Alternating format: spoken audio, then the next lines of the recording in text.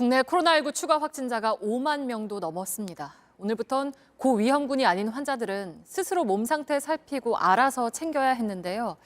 동네 병원에 전화를 거는 것부터가 쉽지 않았습니다. 첫날 모습 어땠는지 성화선 기자가 돌아봤습니다. 네, 동부병원 의료상담센터입니다. 재택치료자가 24시간 전화 상담을 받을 수 있는 지정 의료기관입니다. 상담 전화가 쏟아집니다. 5, 60번 비대면 진료를 했는데 담당의가 그 환자분한테 직접 다시 전화를 해서 환자분하고 비대면 진료를 한 다음에 약 처방을. 동네 병의원도 전화 상담이 가능하지만 전화 연결이 잘 안 되거나 대기가 많습니다. 지금 접수하시고 순서대로라서 지금 접수하신 분 13분 정도 계시고요. 전화 상담이 가능한 병원이라고 건강보험심사평가원 홈페이지에 올라와 있지만 아직 시작을 못한 곳도 있습니다.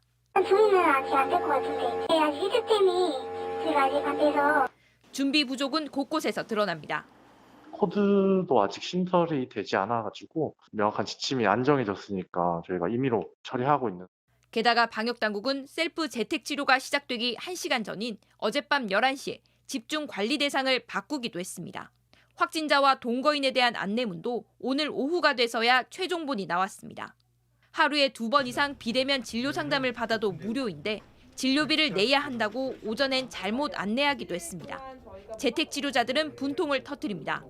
호흡기 전담 클리닉이라고 지정되어 있는 병원에 전화를 했는데 본인들은 지정된 것을 모르는 것 마냥 해줄 수 있는 게 아무것도 없다, 미안하다, 보건소로 연락을 해봐라 라고 하시더라고요. 결국 일부 재택치료자들은 소셜미디어에 단체 대화방을 만들어 정보를 주고받으며 버티고 있습니다. JTBC 성화선입니다. 한편 지금 약국이나 편의점 가운데 자가진단 키트가 동난 곳이 많습니다. 저희 취재진이 16곳을 들어가 봤는데 그중 30%가량인 5곳에서만 살 수 있었습니다. 송지혜 기자입니다. 오늘 오후 서울의 한 약국. 문 앞에 코로나19 진단키트 입고 안내문이 붙어 있습니다. 진단키트 있어요? 품절이란 말에 시민들이 발길을 돌립니다.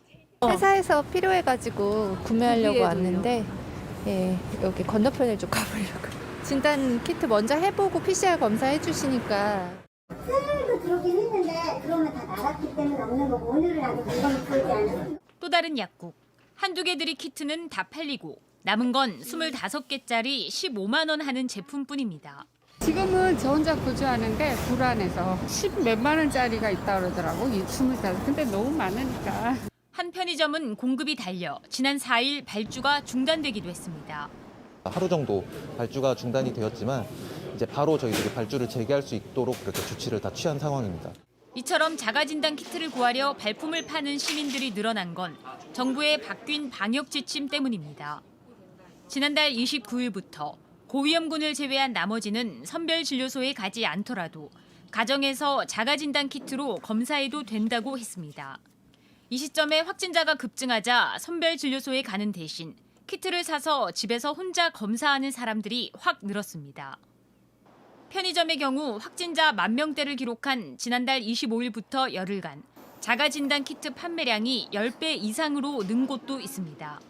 정부는 이번 주 자가진단 키트 1,000만 명분을 약국과 온라인 쇼핑몰에 순차적으로 공급하기로 했습니다. 하지만 확진자가 더 늘 경우에 대비하려면 더 많은 양을 준비해야 한다는 지적이 나옵니다. JTBC 송지혜입니다. PCR 검사 받기 어려워져 더욱 힘든 사람들 얘기입니다.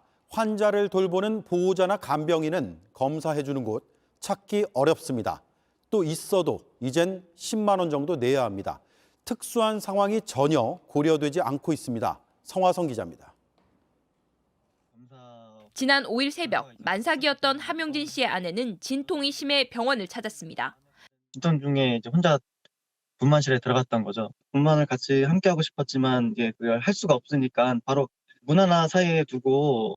병원에서는 보호자에게도 PCR 검사 음성 확인서를 요구한 겁니다. 하지만 PCR 검사가 가능한 곳을 찾기 어려웠습니다. 여러 군데 연락을 했지만 이제 거의 다가 이제 PCR 검사를 받을 수 없다고 하였고 같은 진료소인데도 지침이 달랐어요. 최근 검사 체계가 바뀌면서 60대 이상 등 고위험군 등만 PCR 검사를 무료로 먼저 받을 수 있습니다. 환자의 보호자와 간병인은 빠졌습니다. 이들은 의료기관에서만 검사가 가능합니다. 이때 한 번에 8만 원에서 많게는 12만 원을 내야 검사를 받을 수 있습니다. 비용도 너무 제각각이고 저희가 전화해봐야 되고 그리고 일요일 주말에 하는 곳이 없어요. 그 검사 비용조차도 저희한테 청구하신다는 게 불합리하기 때문에 특히 오랜 기간 항암 치료를 받아야 하는 환자는 보호자와 간병인의 비용 부담이 더 커질 수밖에 없습니다. 청와대 국민청원 게시판에는 한 췌장암 환자의 보호자가 2주에 한 번씩 한 달이면 20만 원, 1년이면 240만 원을 PCR 검사 비용으로 지불해야 한다며 경제적 어려움을 호소했습니다.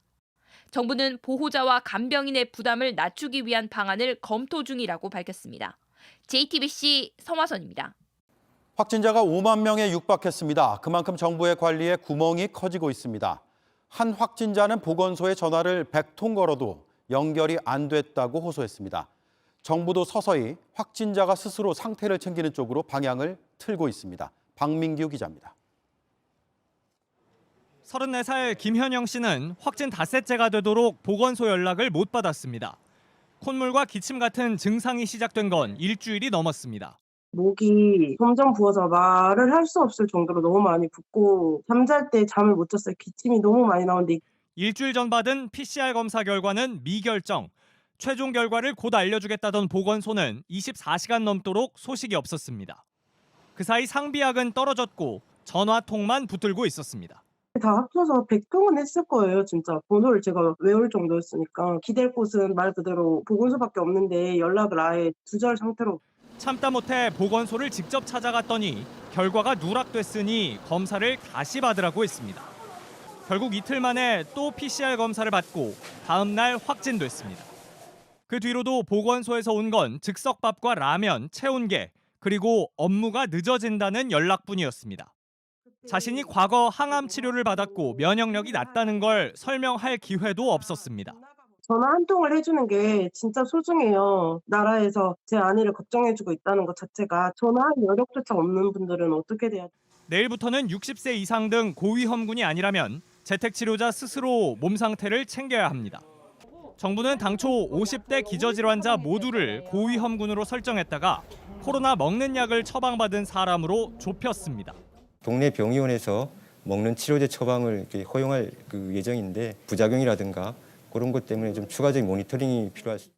정부는 어린이나 임신부는 따로 관리하겠다고 밝혔지만 50대 미만 젊은 기저질환자 등 사각지대에서 문제가 일어날 거란 걱정이 많습니다. JTBC 박민규입니다.